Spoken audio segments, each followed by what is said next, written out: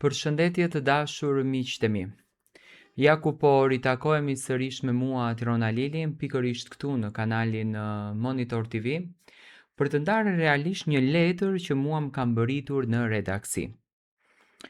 Një mike afërt e Mimozës, një familjare, më ka ndjekur gradualisht dhe ka vlerësuar punën time, komentimin që unë kam bërë për Mimoza Ahmetin, të cilën e falenderoj shumë sinqerisht, dhe ajo më ka lënë një letër. Një letër që në fakt unë u emocionova fillimisht kur e lexova, sepse nuk e prisja që këto fjalë do të më vinin nga njerëz të afërt të Mimozës, një letër që e dëshmoi edhe një herë sinqeritetin që Mimoza ka, vërtetësinë që Mimoza ka dhe njerëzillikun që Mimoza tregon edhe e ka në ferm. Letrën që do ta dëgjoni është shumë e ndjerë. Do të thënë përbën jetën e Mimozës, përbën përditshmërinë e Mimozës, përbën vlerën e Mimozës. Dhe pikërisht këto gjëra do të lexojmë. I dashur Tiranë thot: po shkruaj këtë letër me lotët në sy,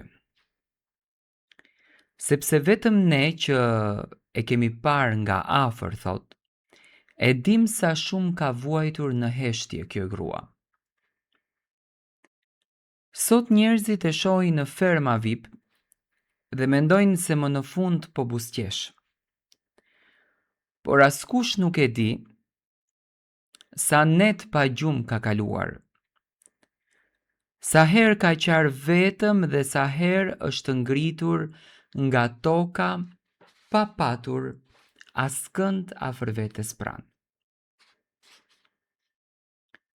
Mimoz, ti kur nuk e pate një jetë të lehtë.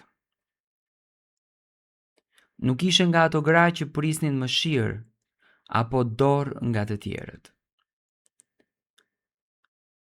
Ajo punon të Tiranë me ndershmëri, punon të pa u lodhur, pa u ankuar, vetëm që të mbijetoj me dinjitet. Por kjo botë shpesh nuk i vlerëson njerëzit e mirë.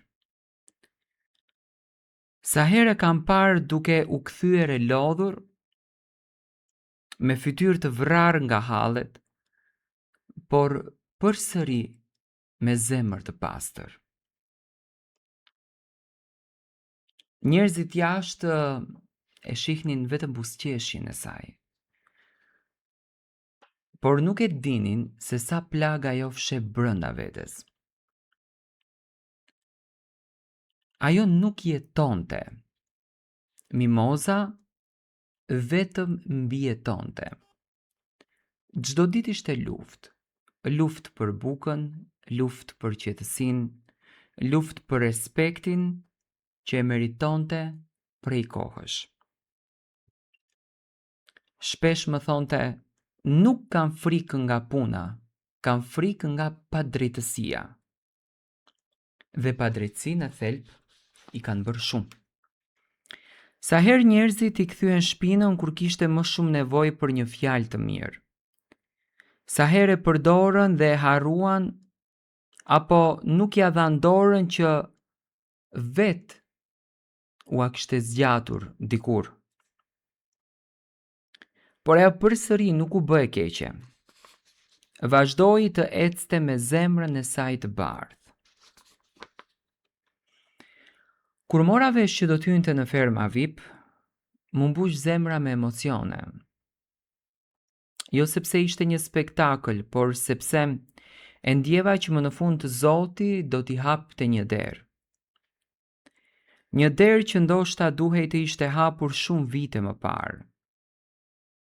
Ajo meritonte që të dëgjohej, e meritonte që të vlerësohej, e meritonte të sheh një ditë të bardhë në jetën e saj. Unë e mbaj mend kur më thonte: njeriu lodhet kur nuk e vlerësojnë. Dhe ajo ishte lodhur shumë, jo nga puna, por nga dhimbja. Nga mungesa e përkrahjes, nga heshtja që në fakt e rrethonte. Por sot dua të them diçka që ndoshta nuk ja kam thënë kur mjaftueshëm. Jam krenare për ty, krenare që nuk u dorëzove, krenare që nuk e shite shpirtin për interes, krenare që mbete njëri edhe kur jeta të goditi pa mëshirë. Shumë njerëz qajnë para kamerave, por ajo ka qarë larg syve të botës. Ka qarë në heshtje, që askush të mos ta shihte dobësinë e saj. Ka mbajtur dhimbjen brenda vetes vetëm që të mos së rëndoj askën tjetër. Dhe kjo gjë e ka bërë edhe më të fortë. Ferma VIP, ndoshta për shumë njerëz është vetëm një format televiziv, por për Mozën është një shans i ri. Një frymëmarrje që pas shumë vitesh mbytje shpirtërore, ishte vendi ku ndoshta njerëzit do të njihnin Mimozën e vërtet. Jo thashethemet, jo paragjykimet, por shpirtin e një gruaje që luftoi e vetme. E di që nuk ka qenë lehtë që të hynte aty, e di që ka hyrë me zemër të rënduar, me mendime, me frikëra dhe me plagë që nuk shërohen lehtë, por dua të mos haron që më shumë se kur jashtë ka njerëz që e duan dhe luten për atë. Unë lutem që kjo eksperiencë t'ja ndryshoj jetën, lutem që pas kësaj dere të hapen edhe më shumë të tjera për atë. Sepse në thelb Mimoza meriton qetësinë, e meriton lumturinë, e meriton të mos mbijetoj më, por më në fund të jetoj. Mos e humb kur zemrën tënde të mirë, Mimoz. Bota ka nevojë për njerëzit si ti. Njerëz që rëzohen por nuk shkelin mbi të tjerët për t'u ngritur. Njerëz që vuajnë por nuk humbin njerëzillikun.